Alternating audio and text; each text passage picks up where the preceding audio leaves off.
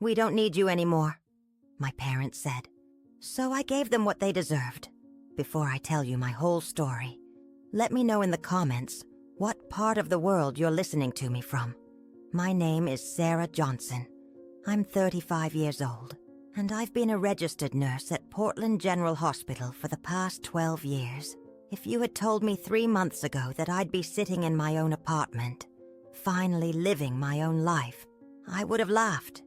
Not because it seemed impossible, but because I had convinced myself that my life belonged to someone else. My parents. Specifically, I was always the responsible one.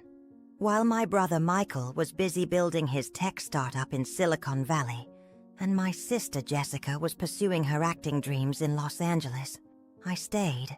I stayed because Mom had been diagnosed with diabetes and high blood pressure, and Dad had that heart attack when I was 25.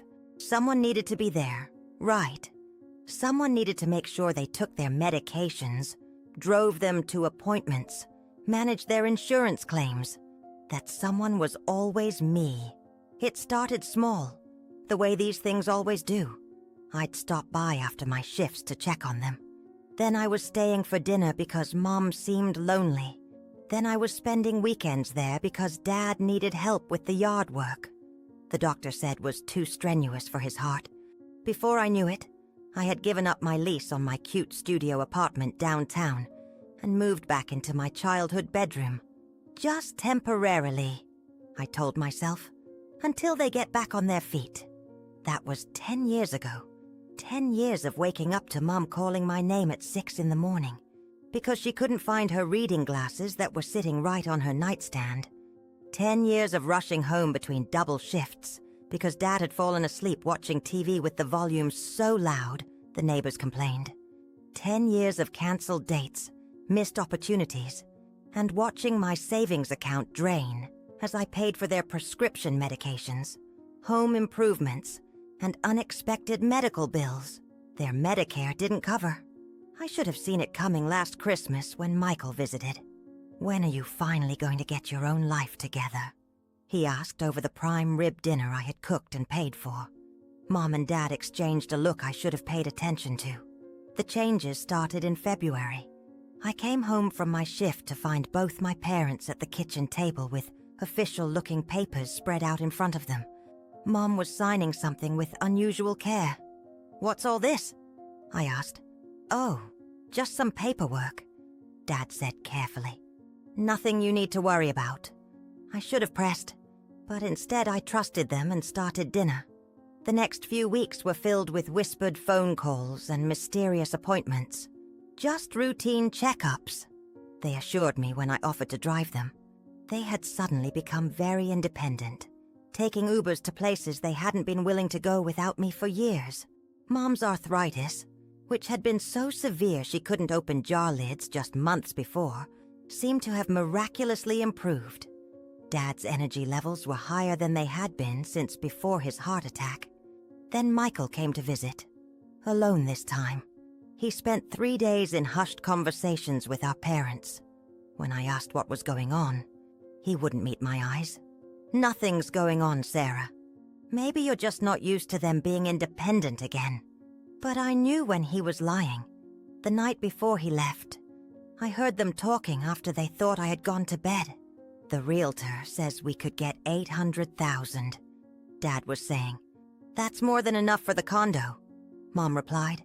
"What about Sarah?" Michael's voice was quieter. There was a long pause. Then Mom's voice, colder than I had ever heard it. "Sarah's 35 years old. It's time she figured out her own life. They were selling the house and planning to move without me, as if I was just a boarder whose lease was up." The conversation happened on a Saturday morning in March. I remember because the cherry tree in our front yard was just starting to bloom, and I had been looking forward to another spring in the house I had helped save. I was making coffee, the same coffee I had made every morning for 10 years, when both my parents walked into the kitchen with expressions I had never seen before. Not guilty, exactly, but determined. Like they had practiced what they were about to say. "Sarah, honey," Mom began. And that should have been my warning. She only called me honey when she wanted something or when she was about to deliver bad news.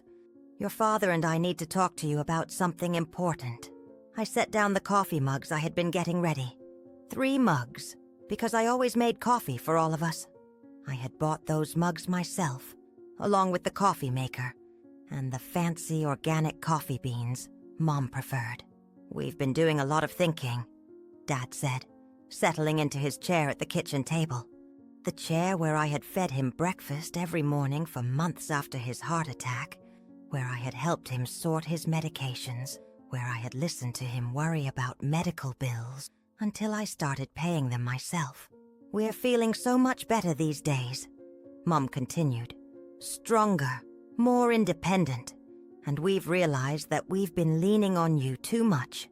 I felt something cold spreading through my chest, but I stayed quiet. 10 years of being the responsible one had taught me to listen first, react second. We've decided to sell the house, Dad said, the words falling between us like stones. We found a beautiful little condo downtown, much more manageable for 2 people our age.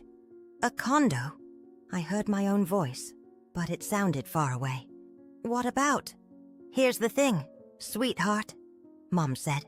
And now her voice had that edge it got when she had made up her mind about something. We don't need you anymore. The words hit me like a physical blow.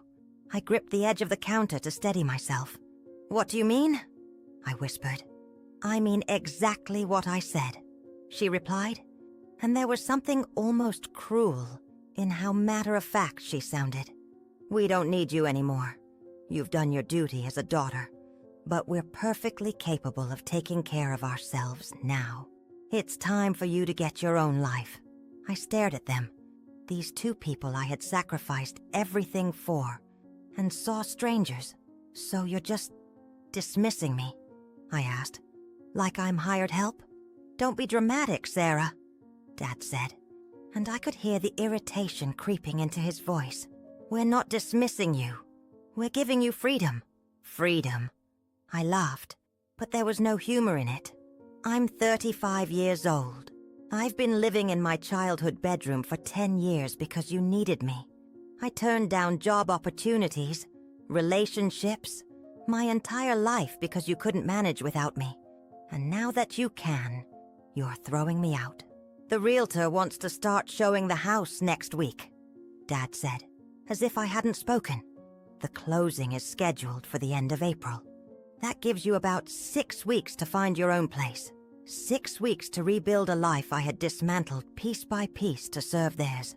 That evening, I sat in my childhood bedroom and started making lists. Detailed lists of every single thing I had contributed to this household over the past 10 years. Every grocery bill I had paid. Every utility payment I had covered. Every medical expense I had handled when their insurance fell short. Every home repair I had funded. Every appliance I had replaced. Every gallon of gas I had bought to drive them to appointments. The numbers were staggering, even to me. $234,000 in direct financial contributions. That didn't include the opportunity cost of the jobs I hadn't taken, the promotions I hadn't pursued, or the nurse practitioner degree I had deferred twice. But I didn't stop at the money. I calculated my time. 10 hours a week of cooking and cleaning, minimum. 5 hours a week of driving to appointments and running errands. At my current hourly rate as a nurse, my time alone was worth over $400,000.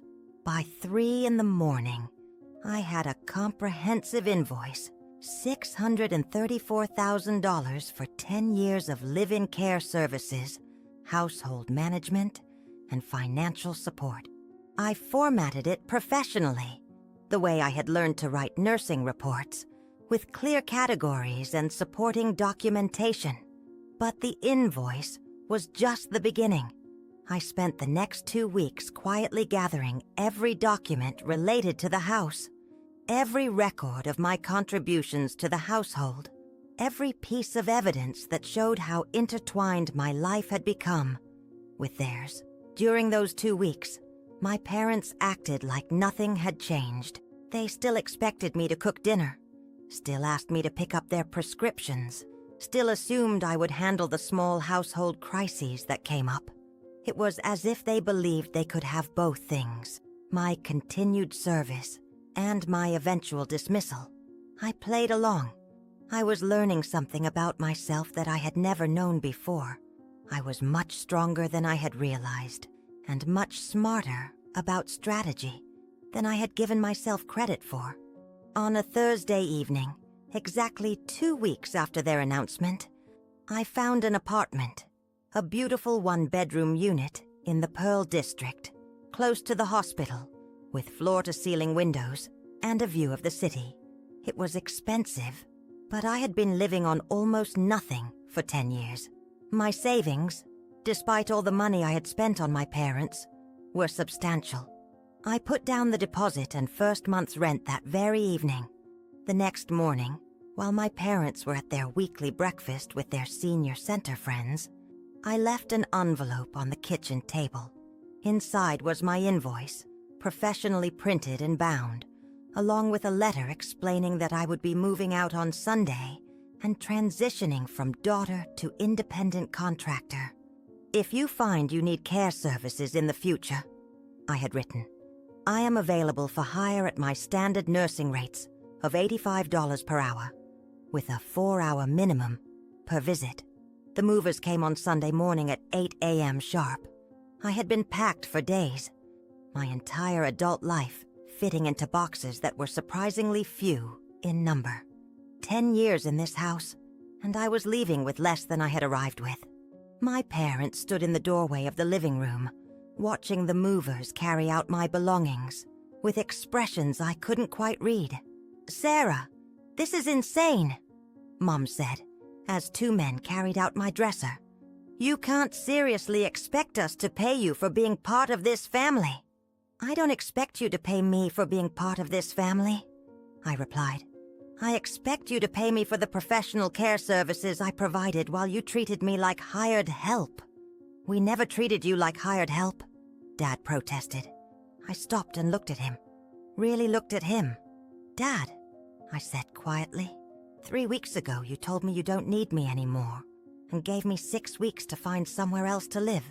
How is that different from terminating an employee?" He didn't have an answer for that. I left my new address and phone number on the kitchen table.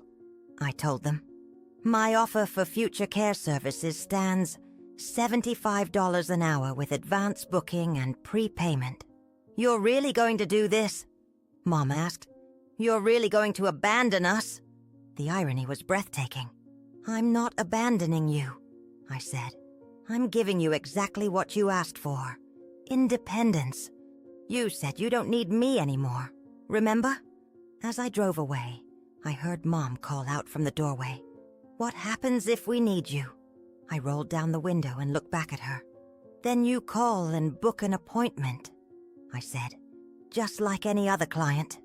3 weeks later, I got my first call. Dad had fallen in their new condo.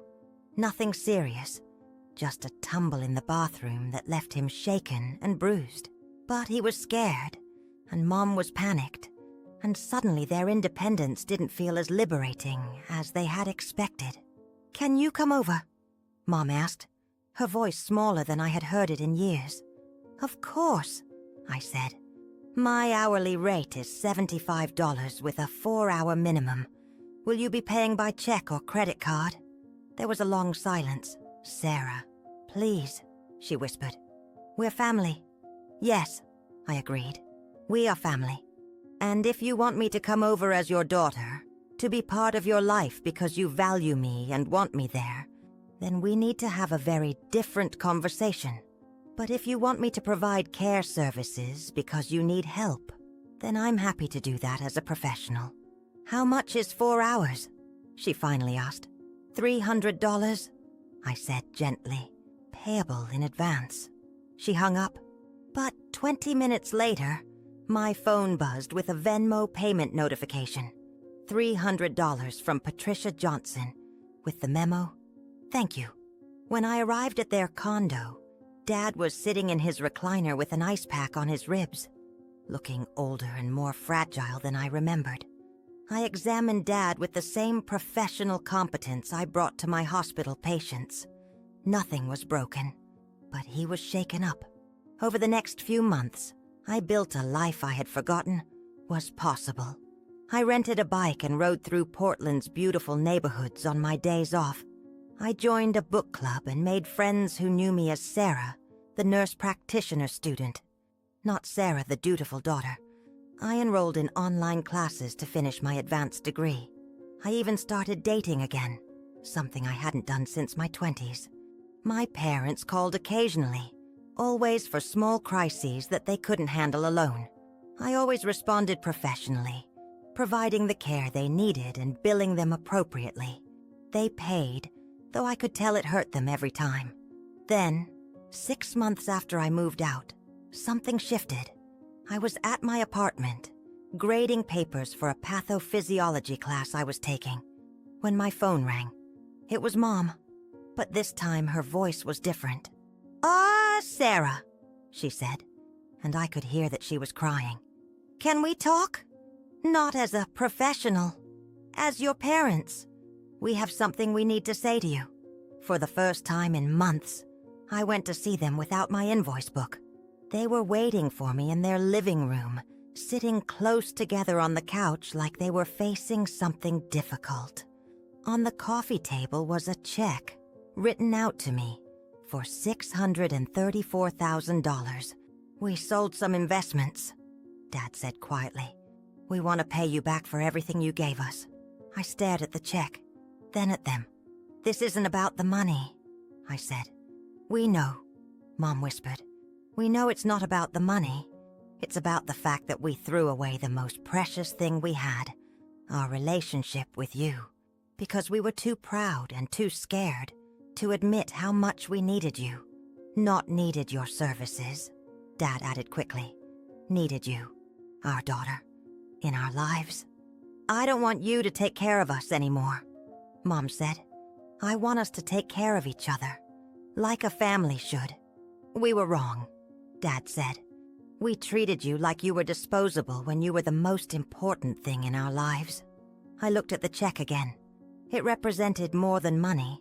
It represented acknowledgement, respect, and the first step toward rebuilding something we had all thought was broken forever. "I don't want your money," I said finally, pushing the check back toward them. "I want parents who see me as their daughter, not their caregiver. I want parents who want me in their lives because they love me, not because they need something from me." And slowly, carefully, we began building something new. Not the old relationship where I disappeared into their needs, and not the professional arrangement where I held them at arm's length. Something different, something healthier. I kept my own apartment, finished my nurse practitioner degree, and built the life I had always dreamed of. But I also had Sunday dinners with my parents, who learned to cook together and invited me to share meals they had prepared themselves. 6 months later, I met David, a fellow nurse practitioner who loved that I was independent and strong, who had no interest in being taken care of, and every interest in building a partnership. When I introduced him to my parents, they welcomed him warmly and never once suggested that I should move back home. We're planning our wedding for next fall. The most important thing I learned is this: you teach people how to treat you by what you accept. For 10 years, I accepted being taken for granted because I thought that was what love looked like. I was wrong.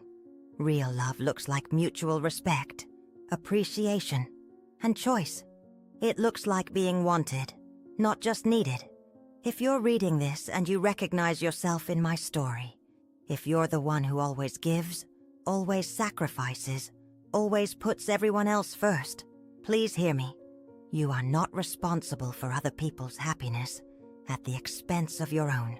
Your worth isn't determined by how much you sacrifice for others. You matter. Your dreams matter. Your life matters. And sometimes, the most powerful thing you can do is hand someone an invoice for services rendered, and remind them that love should never be taken for granted. What's your story? Have you ever had to set boundaries with people who took your love for granted? Share your story in the comments below. Like this video if it resonated with you. And subscribe for more stories about finding your strength. You deserve love that lifts you up, not love that wears you down.